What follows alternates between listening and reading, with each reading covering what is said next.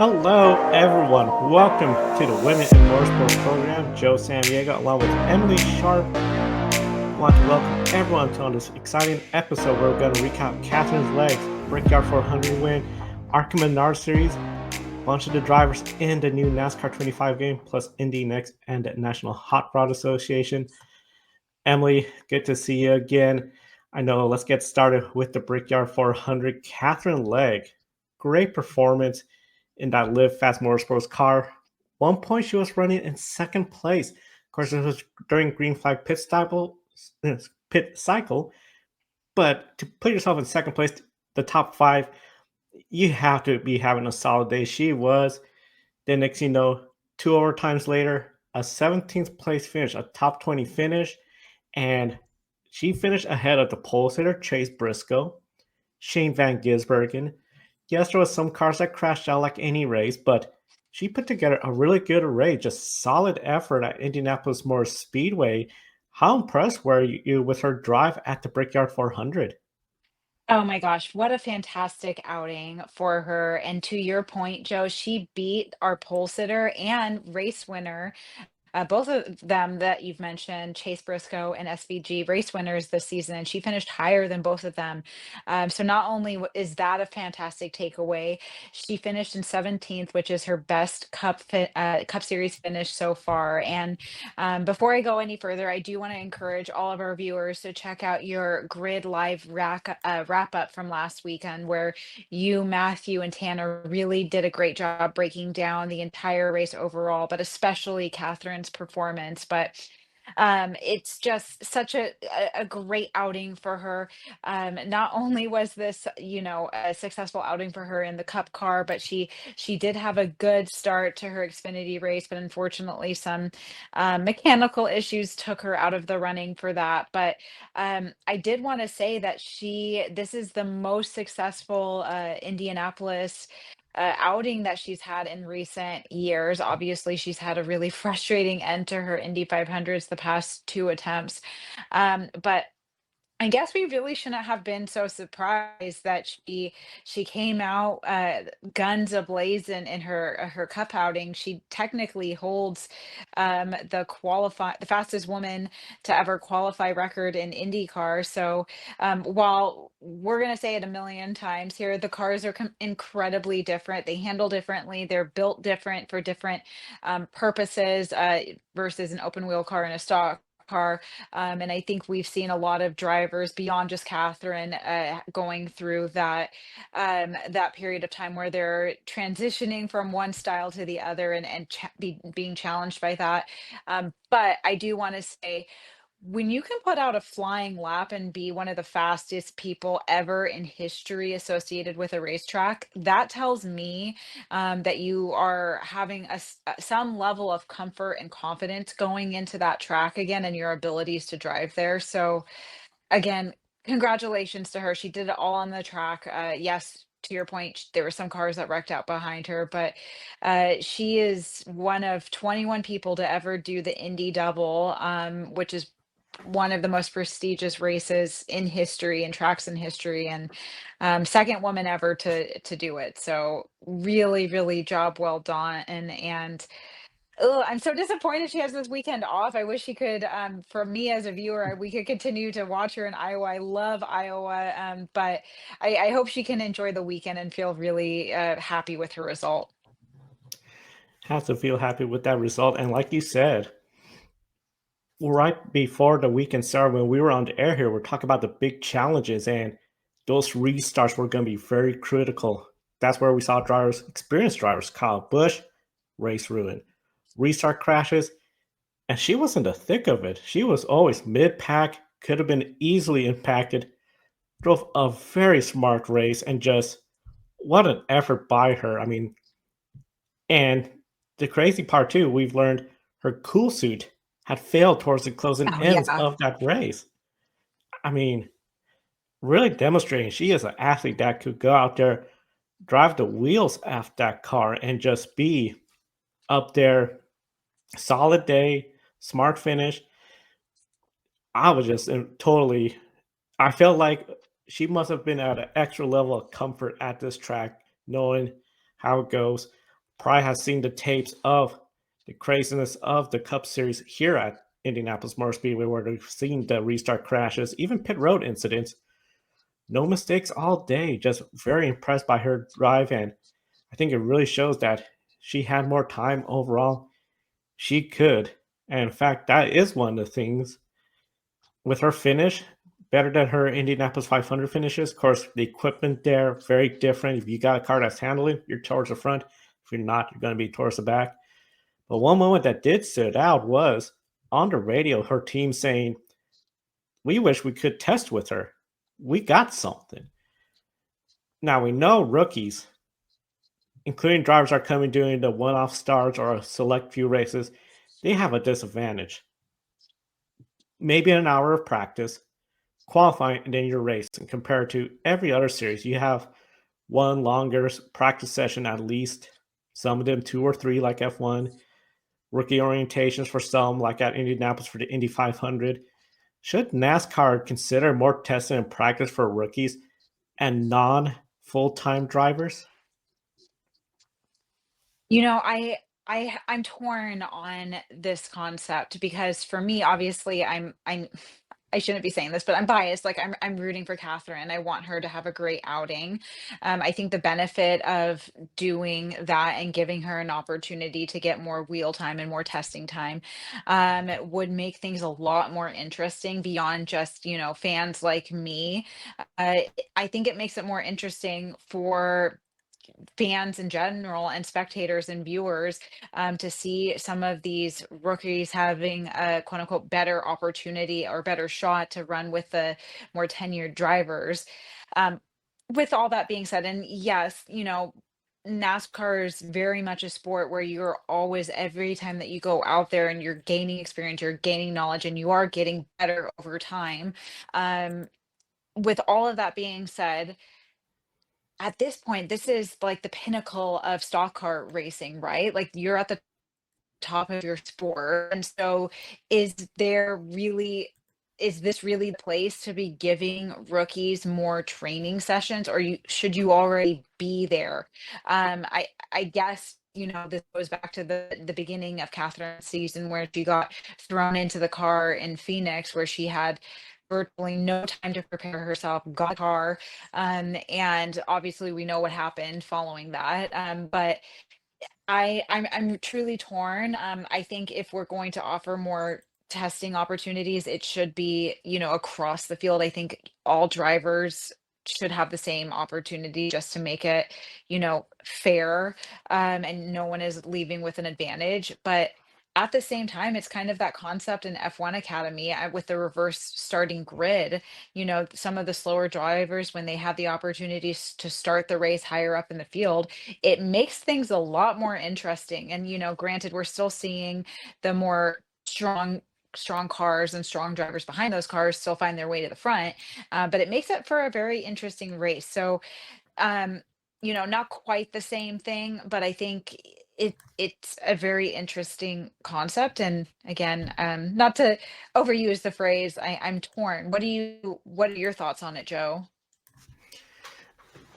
For quite some time, I've always been more the fan of we need more practice in the Cup Series, but I'm one that's been watching NASCAR since the 90s, where you had 2 practice sessions, take about most of the day down the last practice session, which was nicknamed Happy Hour because it was the last hour of practice, qualifying. It was truly a weekend of racing, action on the track. Now, I get it. The idea that if we condense it down to a 1 hour practice, qualifying is an hour or less, easy for TV. And I get that. But I feel like the one thing that's always missing, though, is for the fans in attendance. I mean, even for Iowa, if someone's there, yes, they had the Arkham Menard series on Fridays. Yesterday, they had the Xfinity series, and tomorrow the Cup series. But it's just not the same. You're not seeing your favorite Cup Series driver out there practicing lap after lap, Right. working on that car throughout the day.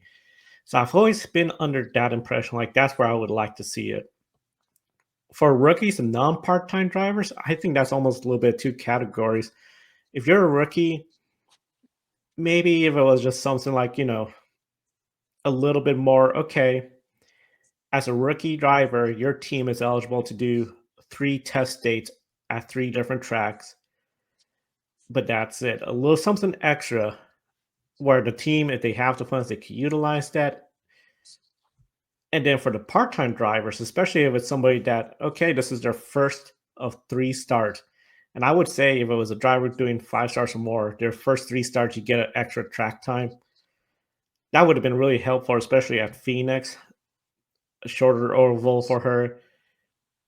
Mexico City could have bypassed that. Sonoma, if they had that and a third track, they probably could have figured out that mechanical problem before the green flag. So, I mean, it is something where I get it. You are that top level. You should be ready to go. But it's just, at least for me in Cup Series in general, I'd love to see more practice time. And hopefully we'll see more of Katherine Legge at the track. Because, I mean, what she did, I think she really showed. She has a fast car. She can make things happen. And Indianapolis is one of those nice tracks, 2.5 miles long, but it's not a Daytona, not a Talladega. So you're not going to be caught up in the big pack, but you can still find Yeah. yourself in trouble. And she did a phenomenal job just staying out of trouble, bringing the car home in one piece, and just putting together a solid effort, Catherine Legge, in the NASCAR Cup Series. Now, of course, as I mentioned, Iowa Speedway has some NASCAR racing this weekend as well too. ARCA Menard Series, they ran Friday night. I know Ben's over in London traveling, so we won't talk too much into that, but we did sell Isabella Robusto, 4th place. We also had Regina and Cadence there, so a couple of female drivers there. All of them, I believe, in the top 15, but Isabella was the only one on the lead lap. But here's the cool part. When it comes to the NASCAR 2025 game, we're going to have 5 female drivers on the driver roster for the ARCA Menard Series. When you look at the Truck Series, Tony Bredinger, she is in the game. We don't have Katherine Legge in the Xfinity Series, so Emily, I'm just assuming, do you anticipate Katherine Legge in the Cup Series roster with that 78 team? I had to look it up because this entire season so far, I've truly been operating that Catherine's been running more of a full-time season in Xfinity, and when I looked it up and I saw, actually, she's pretty evenly matched at this point. She's had 7 attempts in Xfinity and 6, that she's actually run races, and now with Indianapolis, this past weekend, she's completed her 5th Cup Series race, so she's really evenly matched. So with that being said, if she's not being included for Xfinity, I have low expectations that she's going to be included in the game coming out later this fall. Of course, there's still time. There's under 2 months before the game is released. So, I mean, who knows? Somebody who may have watched the Indianapolis outing could have been really inspired and felt that she had a place to be included in this game. But realistically, I don't think that's going to happen. And unfortunately, she up until I would say Chicago and Indianapolis, she's kind of been getting her feet very much underneath her still and hasn't had a very, huge, impactful, positive outcome. Um, so who knows? The people developing this game could have kind of been influenced by the initial season outcry by that very specific group of NASCAR fans. And with all that being said, I did before we jumped on the air, Joe, I did a very quick Google search slash Reddit search just to kind of get a temperature check on how the online community is feeling. And surprisingly, a lot of people on Reddit are wanting her to be included in this game. And actually, some comments were saying, like, I'm only going to get it if she's involved. So I think that's very promising. And hopefully, she, you know, has a part-time drive this year in both of those series. Hopefully next year she can get a full-time ride. And obviously being in the game is not the intent to want to have a full-time drive in either Xfinity or Cup, but it could be a very positive little side benefit by having a full-time ride. So I'm not sure she's going to be included this year, but hopefully next year it's something that we can look forward to talking about. Yeah, it's been really refreshing to see that there's a lot of people I want Catherine Lake in the game. Of course, Live Fast Motorsport, they're not a charter team, so they won't get that luxury of automatically being included. And I highly doubt NASCAR is going to exclude 2311 Front Row because they're technically now don't have a charter, but Yeah. you can't leave out Michael Jordan's team. So I'm hopeful Yeah. Catherine Legge, that 78 team, is in the game because I just think that would be really great. And without a doubt, I mean, showcasing in a video game that one of the drivers you could select from. And I know there's a lot of games where you could create a driver, create a team, but to say this is one of the drivers that does race week in and week out, granted part time in the Cup Series is Catherine Legge. That's great for NASCAR. For Catherine Legge, I think that'll be great because, as we know from here, the sports we follow, Catherine Legge is a decorated racer of international experience. Just get more fans to, hey, look at what Katherine Legge has done. Her sports car racing career, open wheel racing career. She has a book now, even I saw ad recently. I think she has a lot of potential to really grow motorsports with a female fan base and inspire hopefully the next great female driver. Now, with the confirmed 6 female drivers in this video game, best of my knowledge, I do not recall of any motorsport series game that had this many female drivers. Now, of course, they're combined with ARCA, the trucks, Cup Series, Xfinity Series all in one game. But clearly, we know like no F1 game has ever had a female driver. IndyCar, very few. Again, none. So NASCAR, again, there was some games with Danica Patrick. Video games tend to be more male dominated when it comes to people that buy video games, but there's still female gamers out there, especially you can find on Twitch, streaming. Considering the benefits of the representation in the video game, what other benefits could we see from having women driver on the track and especially in these video games? I mean, I think you've already hinted at it, right? We could potentially have the next great female driver come out of, a little girl playing these games. And it's all about, to use your word, Joe, it's all about representation, right? I mean, when I was growing up, I was watching, um, you know, Dale Earnhardt Jr. on Fox with my dad, and obviously, that era of, great NASCAR drivers, which really inspired my love of motorsport. Same with, the open wheel racing I would watch with my mom's parents.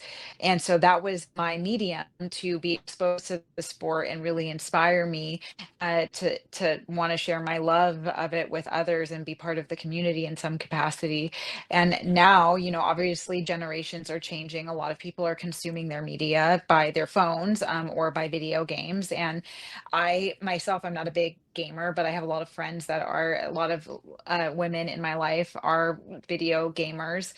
And I think if we, have these interactive games where little girls or young ladies can not just, race a car, but race a car as one of the drivers currently competing in that series, and then go and watch them compete, either on television, on their phones, or in person at the race. It's all going to have a trickle effect, right? So again, it's a great thing that these 6 women are being included in this sport, and it's not a fictional character just made up for this game. These are real women, that people can follow their stories after and beyond the game and really root for them. And it's just going to hopefully not only encourage more women to want to get behind the wheels of the cars that they can play in the video games, but to drive ticket sales, to want to go see them in person at Iowa Speedway.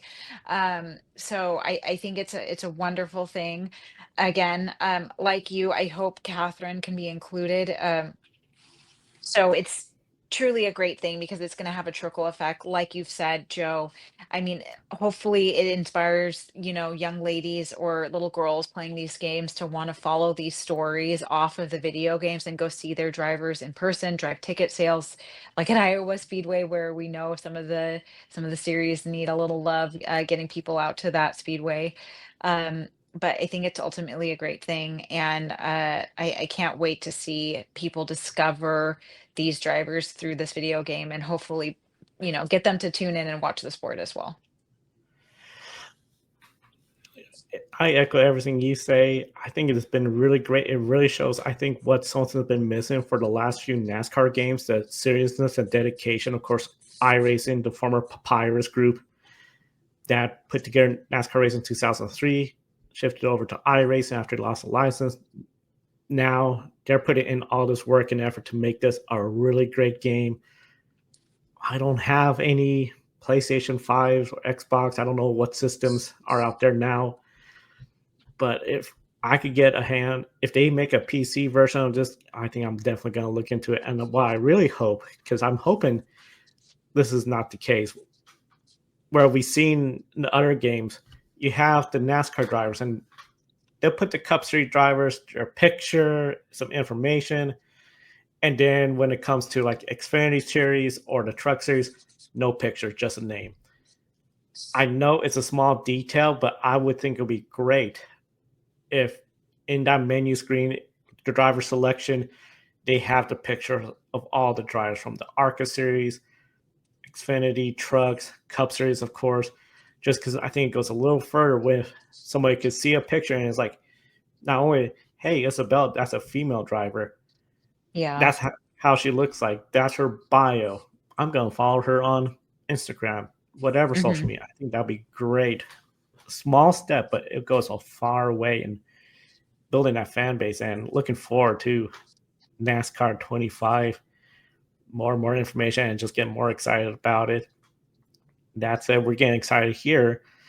Portland, Indy next. Indy cars coming. The championship might be pullover in the Indy car side for Indy next. They had a doubleheader at Laguna Seca and Haley Deegan, 12th and 11th place finish at Laguna Seca in her two races there. The first race, she was one lap down, but lead lap on the second race. So overall, excuse me, she was on the lead lap for the first race, lap down on the second race, but still, 12th place, 11th place finish, considering Laguna Seca could be a very tricky track to adjust to with those first few corners, the iconic corkscrew, which is not easy. Was this a surprise for you, her results? Well, all I kept thinking about while I was watching these races, Joe, was the conversation that we had with either it was Ben following the Indianapolis 500 or the wrap up following the 500, and how we are all wanting Indy Next to come back to that weekend, and that this series has a place during the Indy 500 weekend, but there might be some perception of it being too dangerous of a track for them to race at. If we're racing at Laguna Seca, which, yes, I understand we're not anywhere close hitting the same speeds as we hit at Indianapolis Motor Speedway. Um, if we're racing at Laguna Seca in Indy Next, like, come on, like, give these drivers a chance to also run at IMS on the oval. But to go back to your original question, Joe, it was a crazy weekend. I mean, it always is when you come to Laguna Seca. And Haley Deegan, yes, I'm lost for words. I was so surprised, especially because she got herself into a high qualifying place for the second race. I believe she started in 11th place. And yes, she did unfortunately finish a lap down. She had an incident on the track in that second race, and that just kind of ruined her outing for that. But she made up some spots in the first race, and she was unfortunately still slow. If you go back and you watch the leaders, there's definitely a gap in between her and the leaders, but she made some passes, in stayed out of trouble when all of that crazy stuff was happening on lap one, on both races. And then towards the end of race two, again, there was just chaos happening. Unfortunately, she did get um, mixed up into one of the incidents, but what a great weekend for her. I mean, great is relative, right? It's still a lot of work to do, but I think she should walk away from Laguna Seca, which is one of the most challenging tracks on their season's schedule, and be close to breaking into the top 10. So at this point, even if cars are wrecking behind her or wrecking ahead of her and she's avoiding it, to be finishing in P11 and P12 in your first year ever in open wheel racing, good job, Haley Deegan at Laguna Seca. Yeah, what an effort by Haley Deegan to put together a pretty great weekend overall when it comes to her year. Been a struggle, we know, rookie season, switching from stock cars to the Indy Next cars, big change. She has 3 races left. One of them, of course, Portland. Then 2 oval races. And the oval races, I feel, her experience, especially in the Cup Series, I mean, it's not a Cup Series, Xfinity Series, NASCAR, that's going to help her out. But Haley has also raced in Portland before at the NASCAR Xfinity Series race last year. Didn't go exactly great, but still had to learn the layout of the track. Seeing what she did at Laguna Seca, do you believe a top 10 could be in the works for her at Portland? I think anything's possible, right? I mean, she was close to knocking on the door. She was in P11 and P12, or vice versa if we're going in order of the races. But to your point, experience is always a benefit, and it gives you to what we witnessed with Catherine. It should be giving you confidence and comfort as you take to any race. I will say, I think you could have created a new tagline for the Portland race, Joe. Like things don't always go as planned because that race is just always so crazy and unpredictable. So I think she definitely has her work cut out for her. I think at this point though, it's too early for her to want to be kind of measuring herself against placements. And I understand that that's kind of contradicting what I just said, but I think she really needs to continue to like have her own personal victories. And if those align with her having a high finish, great. But I think really what she should be working and focusing on is maximizing her speeds and minimizing gaps between her and the competitor ahead of her. And yeah, who knows? I think it would be great if she got in the top, you know, between P10 and P14. Again, I think that would be a good outing for her if she's like, kind of closing the gap a little bit, but it might be tough again for her to get within the top 10. You're gonna be there, Joe. Are you gonna catch the Indy Next race and give us, all of the breaking news on the ground? That's right. We'll be there. Myself, Nicole Fry from Fans in Focus. We'll be both at Portland International Raceway for the Grand Prix of Portland weekend and Indy Next as well too. We know Indy Next, they have a media bullpen session, so hopefully we could talk to Haley Deegan during that race weekend because we know she's one of the popular drivers of the series and just very recognizable name in motorsport. So be interesting to see because we've seen in Portland some drivers come here make their first attempt testing the waters. It's so interesting just because it is only a 1.9 mile track, very short track, but that technical section of the S's, the 2 high speed straightaways, and then the Shelton chicane, the infamous Shelton chicane, that first, second, and third corner out, it just makes it for a blur of a lap for these drivers. And I believe it was Colton Herta that told me that it's one of those tracks where If you find it easy, you're not going fast enough. And the challenging part is trying to find that limit to go faster and faster. So it'll be a lot of fun. Weather for the weekend looks like it's going to be all sunny with a potential high of 93 degrees Sunday, 86 Saturday. So could be interesting to see how that's going to impact the race weekend. Now, of course, this past weekend we had several drivers locked in their spots in the National Hot Rod Association to count down. Brittany Force is the first driver to not be locked in inside top fuel, but she's just one position away within the top 10. Jasmine Salinas fell to 12th in top fuel stand. She was in 11th last race weekend. Alexis DeJoria is in 10th currently right now, just ahead Cruz Petrogon. So that's going to be a close battle, see who can get into the countdown. And Erica Enders, defending NHRA Pro Stock Series champion for multiple years running, 13th, not having a good year, but in the Pro Stock motorcycles. Angie Smith clinched her spot in the countdown. She has 3 career wins in the National Hot Rod Association Pro Stock motorcycles. So we'll be following that as well as all the racing right here on the Grid Network. Emily, we're about out of time, so I'll give you the floor for your shining moment. Well, I feel like I always go so long-winded when I get to this part. So I think I'll just keep it short and sweet. I have to go with Katherine Legge's performance at Indianapolis. Just so happy for her, especially because it was so leading up to her Cup Series race, it was very unpredictable of how this was going to go, given her last 2 outings in IndyCar, not going her way, things just completely outside of her own control, taking her out of having a really good weekend. And then Xfinity, the same thing happened again, something out of her control sent her weekend starting to go in the wrong direction. And for her to have a really, to use your description, Joe, to have a really smart race, finish in P17, her highest finish yet of the season, at one of the most prestigious tracks that she's going to travel to this season. Just it was so wonderful to see. And on top of it, she was like battling like heat exhaustion from her cooling suit not working. So wow, just completely inspirational. So she's my inspiring shining moment of the week.